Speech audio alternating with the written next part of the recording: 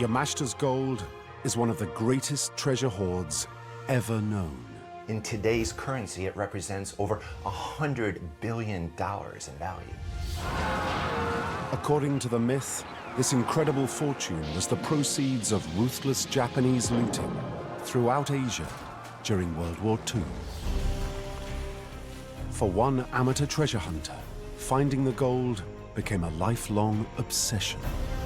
If he had to get down on his hands and knees and dig with his fingers until they bled, I see him being that kind of man.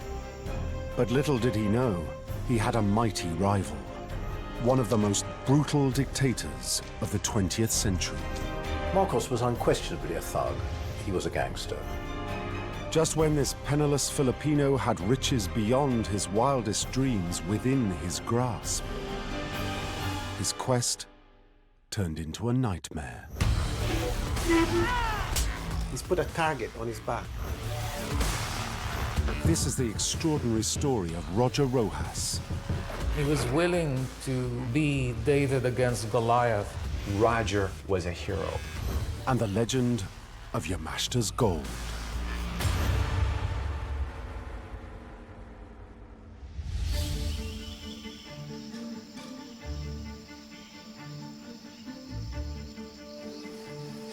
In May 1970, amateur treasure hunter Roger Roxas was combing the jungles around his hometown of Baguio in the northern Philippines. For over a decade, he'd spent every spare moment searching for a long-lost hoard of treasure. He'd put all his money into his quest.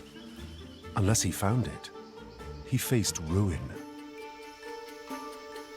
Then, after weeks of backbreaking work, at last, Roger spotted something.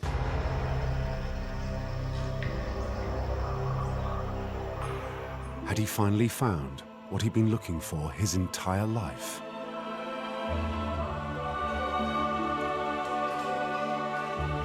Had he found Yamashita's gold?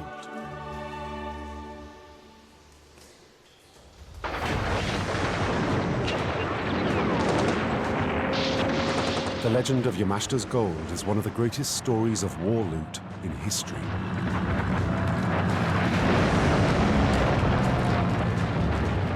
By 1942, the Japanese Imperial Army had successfully invaded all of Southeast Asia.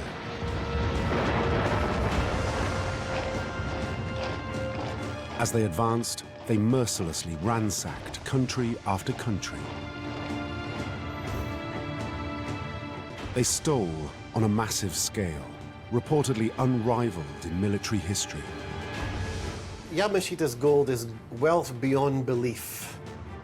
People wouldn't believe how much it is. $1 trillion worth. So it's a mind-blowing amount. The mastermind heading this covert operation, codenamed the Golden Lily, was said to be Prince Chichibu, the emperor's brother. This guy is brilliant. Prince Chichibu was a perfect choice to head up the Golden Lily because he wasn't just a military man, he was an Oxford scholar, and he brought an incredible amount of creativity and lateral thinking to how we'll go about this complex process of looting.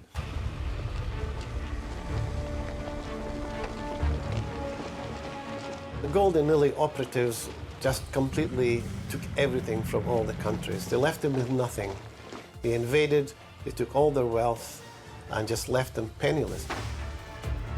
It wasn't just banks and financial institutions, but it also had museums, temples, art galleries, rare books, anything that was worth money. They knew about it, knew where it was, how much it was worth, and they took it. The Golden Lily's looting was so comprehensive, they even targeted the underworld, the gangster world, the black markets, and they absolutely drained them of anything that was of value.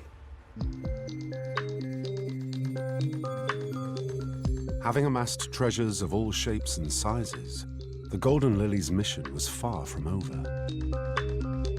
They needed to get it back home, to Japan. First, they melted the gold into easy-to-move ingots. But this smelting also served a shadier purpose. When gold is made, it's stamped, and you can tell where it came from. But when it's been resmelted, you don't know where it came from. So he wanted to stamp the little sign on the gold bars that the gold was actually made in Japan. Then it would look like the gold was Japanese gold of Japanese origin. This stolen gold was then brought to the Philippines. There it was inventoried and then sent on to Japan by ship. The Philippines was chosen as the Golden Lily's transportation hub because it was pretty much in the center of the vast Japanese empire.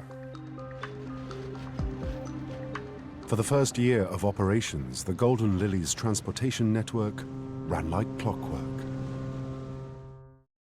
But then, the tide of the war turned.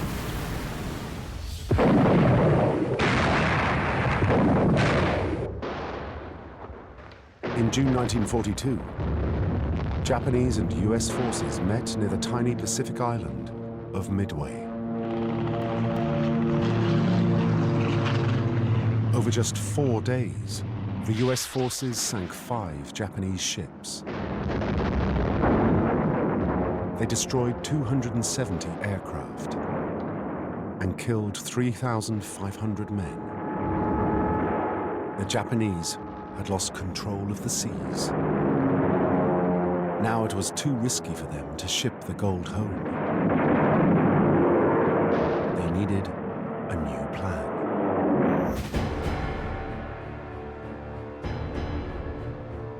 They turned to their finest fighting general, Tomoyuki Yamashita. He has an incredible track record. Nobody has the reputation he does. And if anyone can pull one out of the hat, it would be him.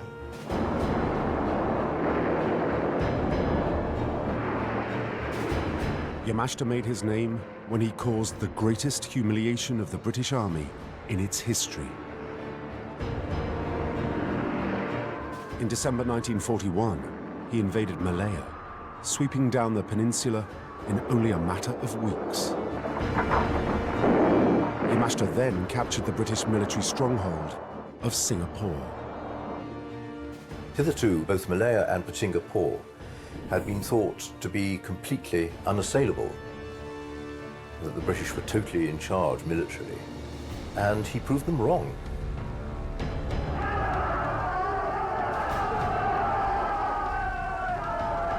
He made the British capitulate, and it was the biggest capitulation of the British Army in British military history.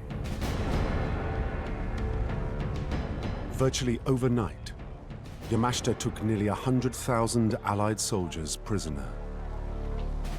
His victory sent shockwaves across the world and earned Yamashita his fearsome nickname, the Tiger of Malaya. With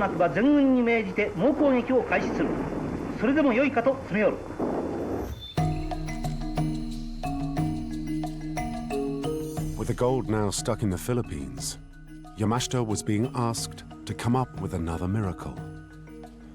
The story goes, he was told to hide the gold until it was safe to move it. He identified 175 suitable burial sites across the Philippines. They would hold the gold until the Japanese were once again victorious.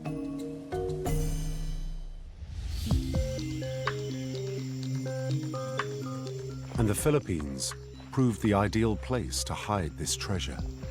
They put it in very isolated parts throughout the Philippines, mostly covered by very mountainous terrain and a thick jungle. Once you got these tunnels built, it would become virtually impossible to see that there had been anything ever buried there because of the growth rate in the jungle. It said Yamashita ordered detailed maps to be made of the exact location of each treasure vault. And each map was carefully encoded. These maps were done in an old Japanese dialect called kanji, a language which is between 1,500 and 2,000 years old, and there were no topographical references on them. They used the old characters to represent certain landmarks. Unless you knew the complex code, these maps were meaningless. And there were even further layers of security. Bombs, grenades, decoy walls that would lead you into another trap. The Golden Lily left nothing to chance. And they had a vast system of booby traps that consisted of poisonous gas, explosives, complex use of the water table. So if you don't know what you're doing, you're going to drown in your pursuit of reaching the treasures. But the maps that were drawn highlighted where all those traps were. If you didn't have a map and you went into one of these treasure vaults, it's very likely that you wouldn't come out alive.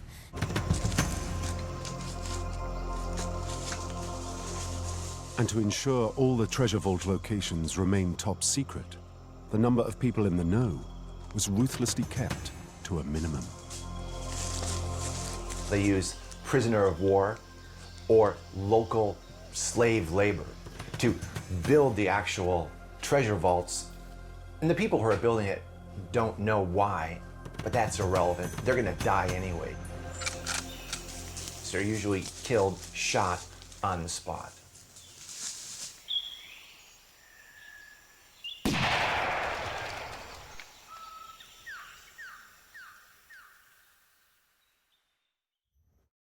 Discover the past with exclusive military history documentaries and ad-free podcasts presented by world-renowned historians, all on History Hit. Watch them on your smart TV or on the go with your mobile device. Download the app now to watch everything, from the gripping story of the Band of Brothers to Operation Barbarossa and D-Day. Immerse yourself in the dramatic stories of this remarkable era by signing up via the link in the description.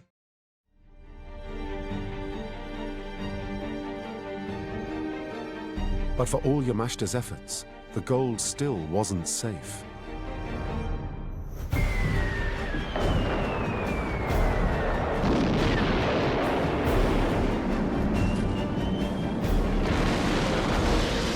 In October 1944, the Americans landed in the Philippines. The fighting that followed was the bloodiest of the Pacific War. The fighting in the Philippines at the end of the war was extremely brutal. Yamashita would fight to the very last man for the emperor. But even a master tactician like Yamashita couldn't stop the Americans' advance.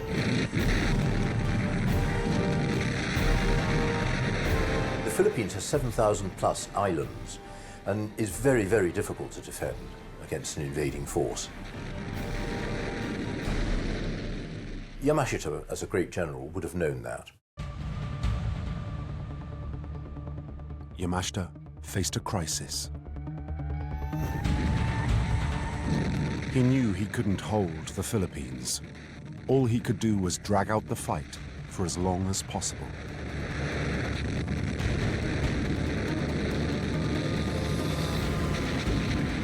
And it seemed there was one particular reason Yamashita needed to buy himself time. He still hadn't finished burying the gold. Golden Lily are running out of time and desperate. So they've got these ships in the harbor with gold that they need to get into the tunnels. They have no time. What do? They scuttle them and sink them.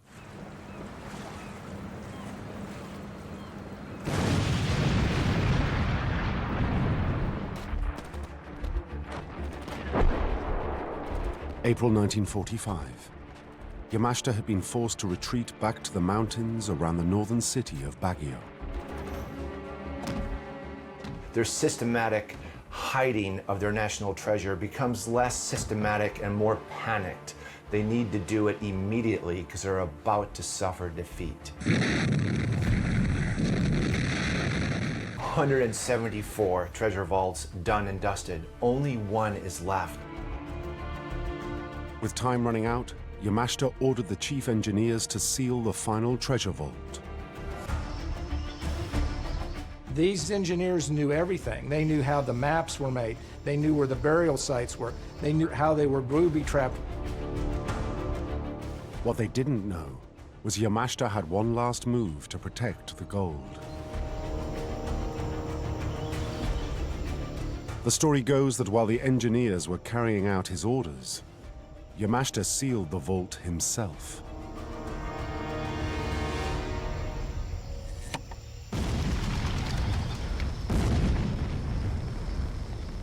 The engineers were still inside. Now, they would be its guardians for eternity.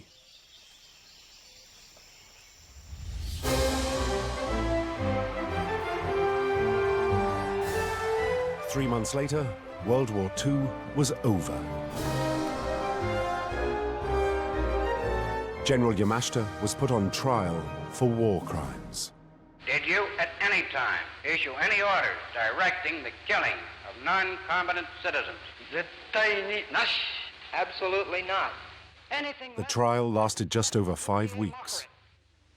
The commission finds you guilty as charged and sentences you to death by hanging.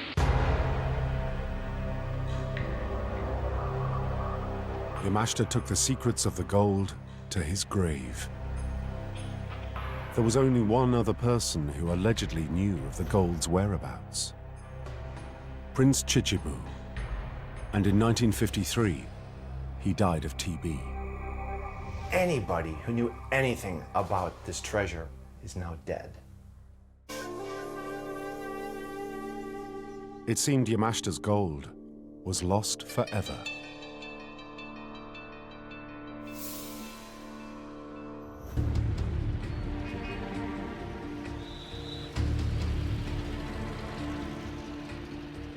But in the Philippines, after the horrors of war, the legend of Yamashita's gold lived on.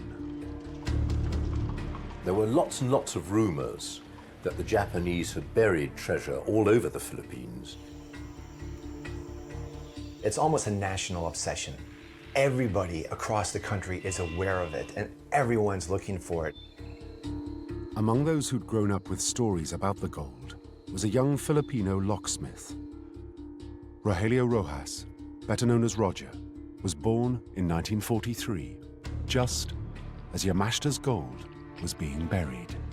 Roger's childhood was really difficult. The Philippines are extremely impoverished. His family is impoverished. Roger was one of millions of Filipinos growing up in the shadow of World War II. The war had devastated the Philippines. Manila was absolutely on its knees in a way that no other city in the whole of the Second World War, other than Warsaw. It was dreadful. Hundreds of thousands killed, families broken up, desperate poverty, no real economy going. It was in a really bad state. So it was no surprise that the legend of Yamashita's gold just took Roger by heart at a very young age. Someone that poor with a possibility of obtaining wealth beyond your wildest dreams, of course you're going to go for it.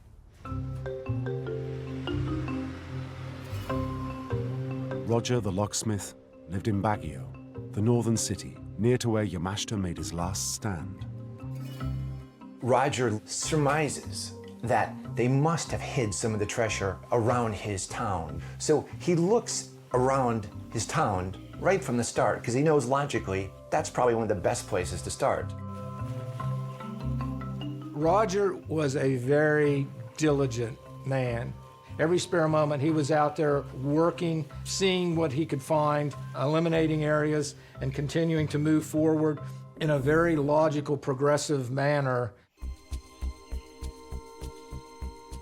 To help him in his quest, Roger scrimped and saved and bought himself a metal detector.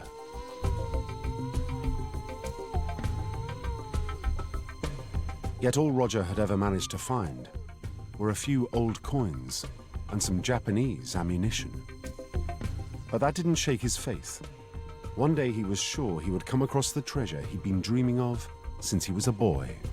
No matter how many disappointments a treasure hunter has, they will always keep going.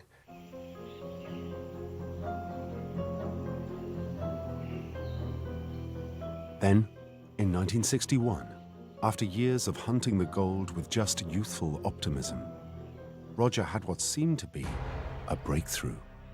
He got the kind of clue he'd been longing for, a map of a tunnel complex.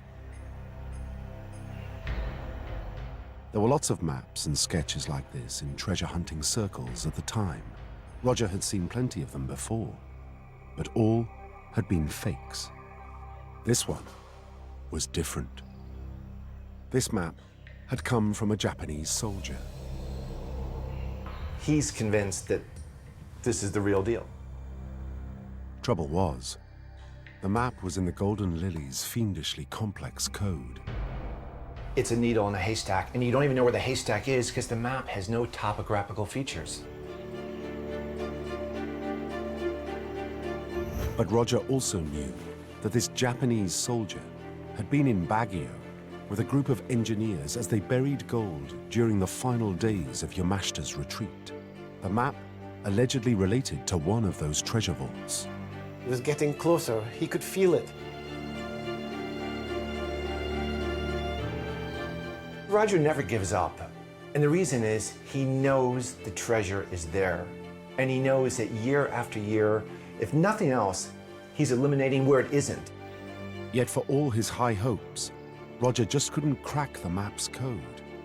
And so, even after looking for several more years, he was still no closer to finding Yamashita's gold. But at least the map confirmed to Roger his first instincts were right. There had to be treasure somewhere around Baguio. He knows it's there. This is not a myth. This is historical fact. Then Roger met a man who seemed to offer him his next breakthrough, Eusebio Okubo. Okubo told Roger he had served under the Japanese as an interpreter during their occupation of the Philippines. There were a lot of Filipinos who claimed to know where Japanese buried treasure was, mainly because an awful lot of Filipinos had, perforce, worked with the Japanese, not necessarily what we would call collaborators, but simply because the Japanese needed cooks, drivers, interpreters, all that sort of thing. When Roger met Okubo, he would have had mixed feelings. Here's somebody who colluded with the enemy.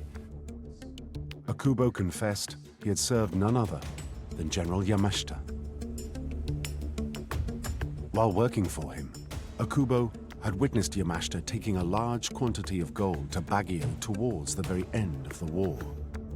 And then, Okubo revealed the crucial piece of information Roger was after. This gold was in wooden boxes, stashed in a tunnel not far from Baguio General Hospital. So this was the final link. This allowed him to tie the bow together and have the perfect package. Now he knows where to go, he knows where to dig. He was elated because it now pinpointed the area for him to look at. But little did Roger know, he had a rival. The most powerful man in the Philippines, President Ferdinand Marcos. In 1965, Marcos had been democratically elected. But he rapidly became a pathologically greedy dictator. Money was extremely important to Ferdinand Marcos. He loved it like nothing else. And there was only one person who could match Marcos's greed. His shopaholic wife, Imelda. Marcos wooed Imelda, it is said, by taking her down to the vault beneath his bank and just showing her enormous great stacks of $100 bills. Whether or not this is true or not, I don't know, but it's extremely likely. And I should think it almost certainly would have convinced her that she was onto a good thing. But Imelda's lavish lifestyle wasn't the only reason Marcos needed money. The richer you were, the more powerful you were. It's that simple. It's a very simple equation. And nothing could make Marcos more powerful than finding Yamashita's gold. It's not at all surprising that Marcos was interested in Yamashita's gold, because he was a thug, basically, and the mere thought of the promise of gold, and he would have been onto it like a shot.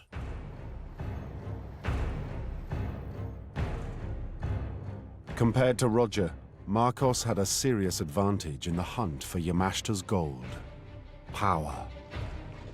It was incredibly easy for Marcos to use his power to find the gold. He has entire armies at his disposal. Armies, ships, experts on maps and deciphering all sorts of clues. Despite all these resources, Marcos hadn't found anything, and so he devised a shrewd strategy. He was a brilliant politician, but he was also brilliantly corrupt. On the surface, he seemed to be a rational person, going by the law, by the books, but in person, he was quite ruthless. Marcos passed a law demanding treasure hunters apply for a permit, detailing where they were going to start digging. He comes up with the permit system because this way he has all the enthusiastic treasure hunters all across the country working for him, because they've now told him where they think the treasure is. He's just waiting to see if anyone finds it, then he can move in, because he has the resources to do that. And you know, that's very smart.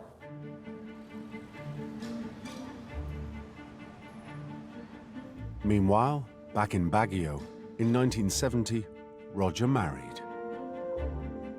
With a new wife and child on the way, he needed Yamashita's gold now more than ever. And so Roger dutifully applied for one of Marcos's permits.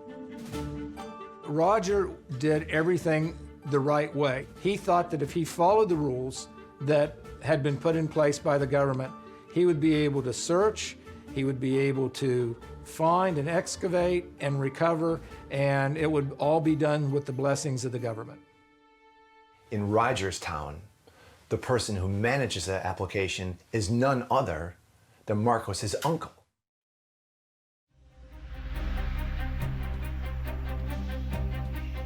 In May 1970, armed with his permit, his map, and Akubo's information, Roger decided to risk everything to find Yamashita's gold.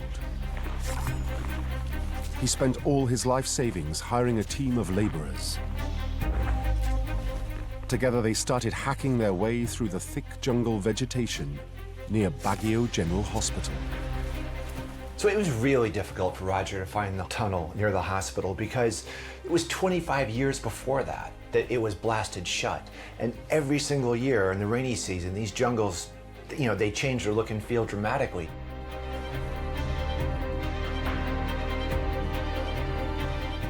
Then, after 2 weeks of almost non-stop searching, Roger spotted the mouth of a cave. Could this be the entrance to the treasure vault Akubo told him about?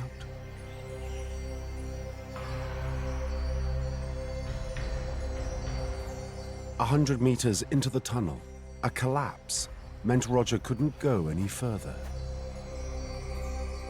But for Roger, this was a good sign. He knew the Japanese had used dynamite to blast their treasure vaults shut. And so Roger and his crew began the arduous task of clearing the way.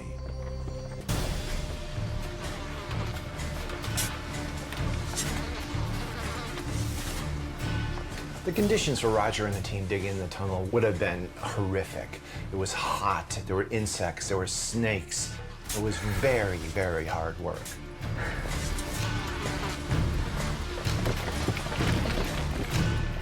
Digging the tunnel was very, very dangerous. And Roger knew that if this really was a tunnel that the Japanese had built, there may be booby traps. But Roger was willing to risk his life to get to Yamashita's gold. Once you get that gold fever, it is insatiable. You just cannot quench that appetite. He was becoming obsessed. One more spade, one more rock. I'm going to get it. This is going to be the treasure of a lifetime, and everybody's going to say, yes, you found it. Finally, after 4 long months of digging, they broke through.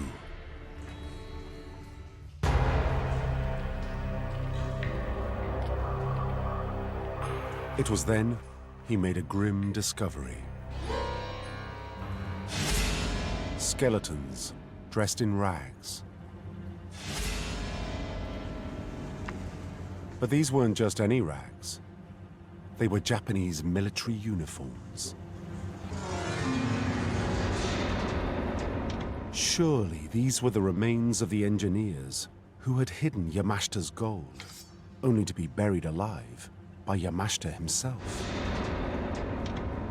He thinks he's there, and he knows now that he has all the pieces to the puzzle. He is literally at the threshold of the gold recovery that he has sought now for 10 years. It's there, it's within his fingertips' grasp. Stretching beyond the skeletons was a vast network of tunnels. Roger and his team spent weeks exploring them. Day after day, they found nothing. The next day, he was out there ready to go again. He knew it was there. He believed in his heart of hearts that that gold was there. He was going to go after it, no matter what.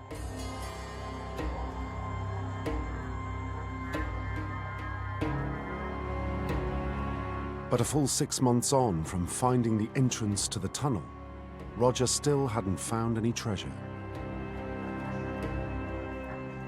Roger had spent all the money that he had raised to start the dig to begin with, and no one was going to give him any more money. No money meant no crew. It seemed the hunt was over. Roger had squandered his life savings on a huge mistake.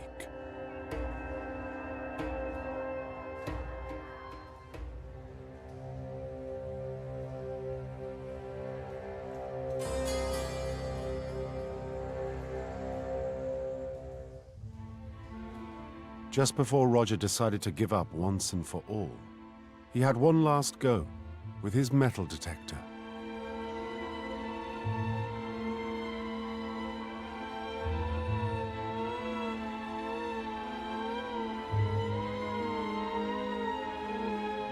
Then he heard its telltale buzz. This buzz that Roger got from his metal detector must have been the best sound he'd ever heard in his life.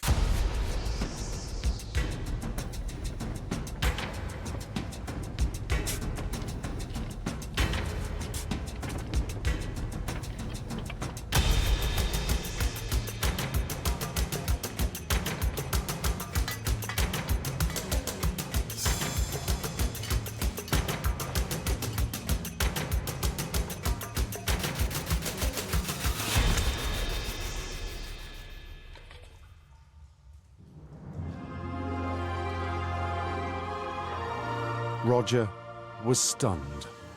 Hiding behind the wall was a gold statue of Buddha. This was that moment in life that you would look back on and you say, yes, I have achieved my goal for my entire life. This is it. This find is the most significant find of anything that anybody had discovered in the Philippines. The Buddha was in the Burmese style. According to the legend, the Japanese had looted religious artifacts from temples right across Burma. He really must have found one of Yamashita's 175 treasure vaults. And that wasn't all. The area around the Buddha was stacked full of wooden boxes.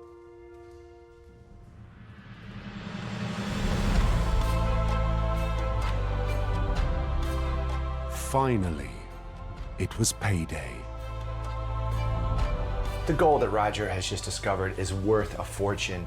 Each of those bars is worth $1,000, and he estimated there were over 1,000 boxes of the gold bars. So you're talking an incredible amount of money, more treasure than even he ever dreamed he would find. I mean, this has surpassed his wildest expectations. Roger returned home with the Buddha, planning to go back for the gold with trucks and men. But the more he looked at the statue, the more curious Roger became. There was something about it that wasn't quite right.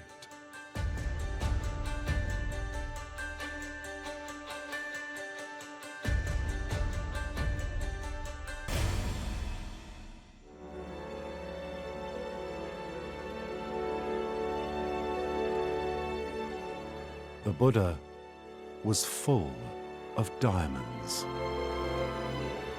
The value had just gone off the chart.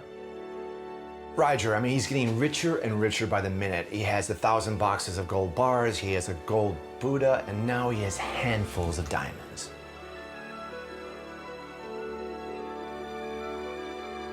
That night, Roger documented his life-changing find.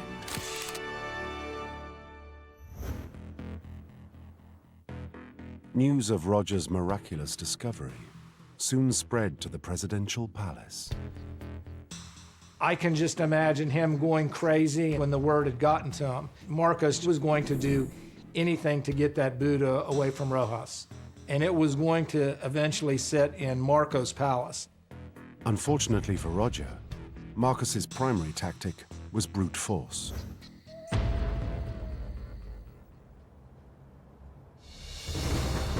On the 5th of April 1971, it's said a group of mysterious men turned up at Roger's house.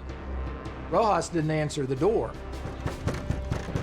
You have to ask yourself, how would you feel if all of a sudden at 2:30 in the morning, there's loud banging and knocking on the door? I think he'd be panic-stricken, and I'm sure he was. They said, "You have 3 minutes to open the door or we're going to shoot you right here."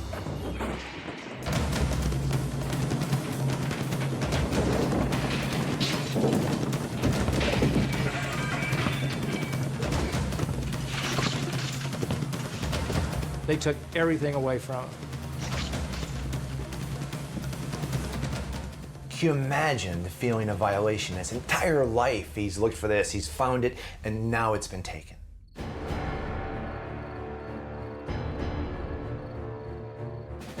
But if Marcos thought he could intimidate Roger and his family, he was wrong. Roger had risked everything to find this gold, and he wasn't going to let it go so easily. Roger reported the theft to the police. By that time, President Marcos had a considerable stranglehold on the police and the army particularly. But Marcos did not yet control the media. Within days, the press picked up Roger's story. It was a huge scandal. You know, there's stolen loot, it's World War II, it's the Japanese, it's Marcos being implicated. The newspaper was full of articles that were nothing short of calling Marcos a common thief. The hostile press coverage came at a critical time for Marcos. He was widely known to have fixed his second term of office, the elections, which were ludicrously corrupt. I mean, he allegedly won by 2 million votes. It was just impossible. He was widely lampooned on all sides for corruption, and he was beginning to feel himself quite insecure. Marcos needed to silence this treasure hunter fast. There was one obvious solution. The Marcos regime was notorious for extrajudicial executions. You'd have death squads basically killing people who were seen as being very critical of the regime. But this time Marcos needed a different approach. I think by that time he must have thought that the story had enough public exposure for him not to be able to risk just making Roger vanish, like a lot of his opponents. 3 weeks later, Roger at last received some good news. He was told his Buddha was waiting to be collected at the courthouse in Baguio. When he got there, he was in for a shock. When Roger saw the Buddha, he knew immediately this wasn't the Buddha that he'd found. It was a different color, different shape, facial expression. The head didn't come off. Marcos is expecting Roger to say, yes, that's the Buddha, thank you. But he didn't know Rojas. Rojas was determined he wasn't going to let that boot up. And this was a huge mistake for Marcos because he had misread Rojas' personality. Roger declared the Buddha was a fake. I think that was completely reckless of him, because by that time he would have known that he was a marked man, and to cause that kind of fuss, effectively tackling Marcos himself at a personal level, would have been absolutely ridiculous and very stupid, in my view. However, he did it. He clearly was a very stubborn man. Now he's publicly given him 2 fingers. Really, this marks the beginning of the end for Roger.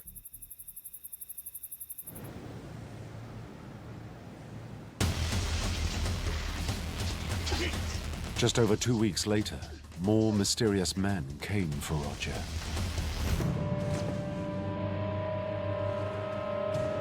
And it seems it wasn't long before interrogation turned to torture.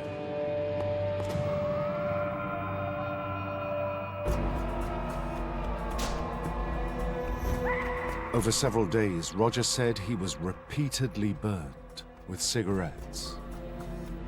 He was beaten.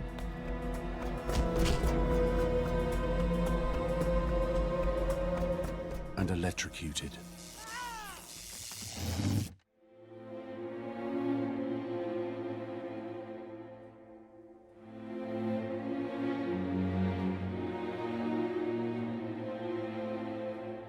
Eventually, Roger claimed he signed an affidavit stating Marcos had nothing to do with the theft of his Buddha, and revealed the location of the thousands of gold ingots. Roger was a very broken man when he signed that affidavit. I mean, there he was fighting publicly, but now admitting that no, there was no wrongdoing. He must have been completely demoralized.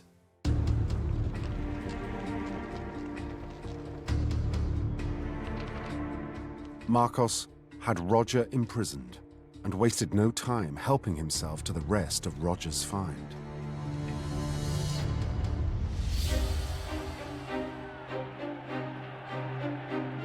But eventually Marcos's megalomania would prove his undoing. In 1986, a popular revolution forced Marcos and Imelda to flee the country. The Filipino people stormed Marcos's presidential palace, and what they found inside was unbelievable. They were amazed at what they found. They found treasures of statues and art and thousands of pairs of shoes. This is just what they left behind. Marcos was by far and away the wealthiest man alive. They were so wealthy, they didn't really know what to do with their money.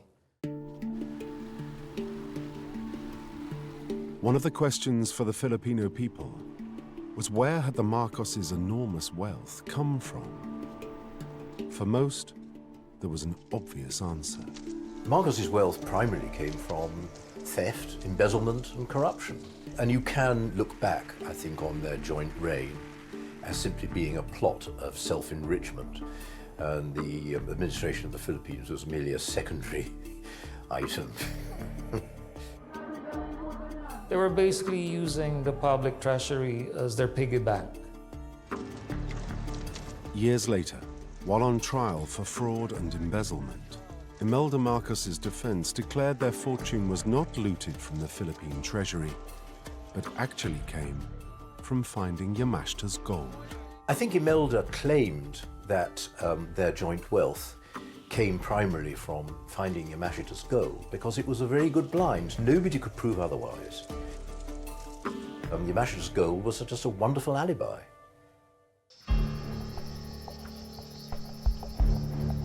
But for Roger Roxas, none of this mattered. His life was in ruins. Roger never fully recovered from his torture. And the damage is so great that he can't see out of his right eye for the rest of his life after this. He's lost his money, he's lost his self-respect, he's lost his wife. Roger has lost everything. Despite all this, Roger still had a bit of the spirit that had helped him find the gold. It's a treasure hunter's mentality. They must get to the end of the story. They must get the treasure. Anyway, Roger had lost so much. He had nothing to lose. With Marcos in exile in Hawaii, Roger filed a lawsuit against him. Even when Marcos died 1 year later, in September 1989, the case continued. You could say that the Marcoses actually got away with it. He went out, lived his exile in Hawaii, and died of natural causes. You could well say that they did rather well out of it.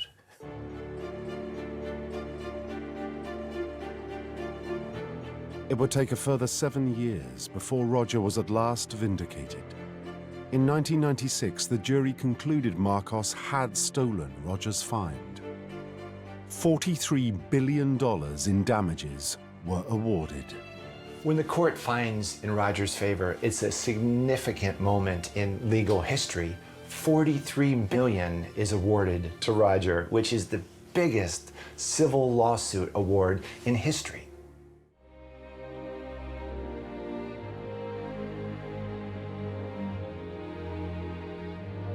Sadly, Roger never saw justice done. On the eve of his day in court, he died. He was just 49 years old. Then, in 1998, the huge compensation award was overturned.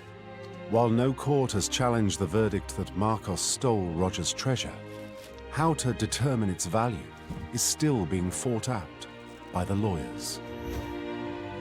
It's hard not to look back at Roger and feel empathy for this man. His determination was boundless.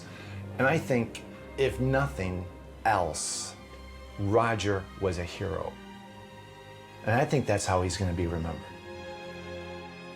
He was willing to be David against Goliath. He was willing to put his life on the line, and therefore my hat off to him.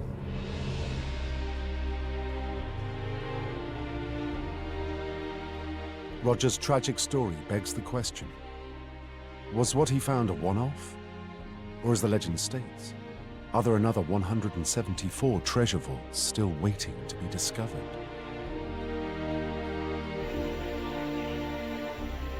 Since the war, treasure hunters from across the world have scoured the Philippines in search of Yamashita's gold.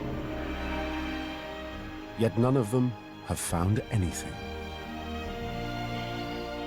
Nonetheless, people are still willing to risk their lives looking.